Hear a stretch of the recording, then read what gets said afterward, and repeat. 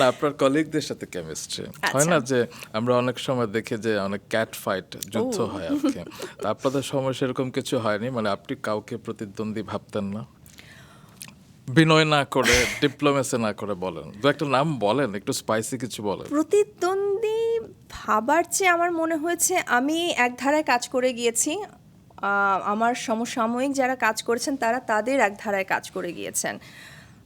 ওই মুহূর্তে এখানে কম্পিটিশনের কিছু আমি ফিল করিনি।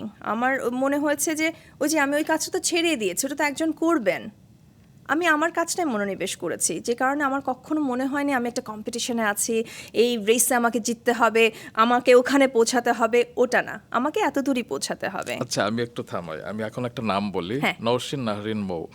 আপনারা যখন একসাথে কাজ করতেন দেখা যেত যে একজনকে না পেলে আরেকজনের সাথে কমিউনিকেট করা হতো, হ্যাঁ, বা হ্যাঁ। আপনারা দুজনই ছিলেন শীর্ষে এবং দুজনই ছিলেন দর্শকদের পছন্দ। তো হয় না যে অনেক সময় অনেক শো হয়তো আপনি পেলেন না, নওশিনের কাছে চলে গেল কিংবা ভাইস ভার্সা, তখন আসলে আপনার কি ফিল হতো?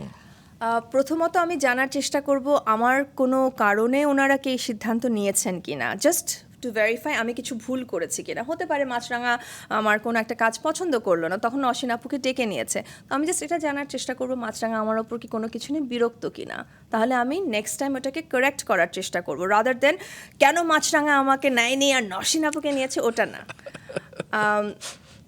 কেন আমি আপনাকে তখন, আপনাকে আমি চিনি ধরেন, আমি আপনাকে ফোন করব যে রুমান ভাই কোনো বিশেষ কারণে কি ওটা হয়েছে, এই সিদ্ধান্তটা হয়েছে? আপনি বললেন না মুনমুন, আপনাকে তো অনেকদিন স্ক্রিনে দেখেছি, আমরা একটা নতুন ফেস চাচ্ছি, ফাইন, আই ডোন্ট মাইন্ড। কিন্তু যদি আপনি আমাকে বলেন মুনমুন আপনার ওই কাজের জন্য আমরা একটু বিরক্ত হয়েছি, আমি চেষ্টা করব এটা সাবধান থাকতে নেক্সট টাইম, যাতে পরবর্তীতে আমি এই ভুলটা না করি, ওই জিনিসটা করার চেষ্টা করতাম। এই ওকে।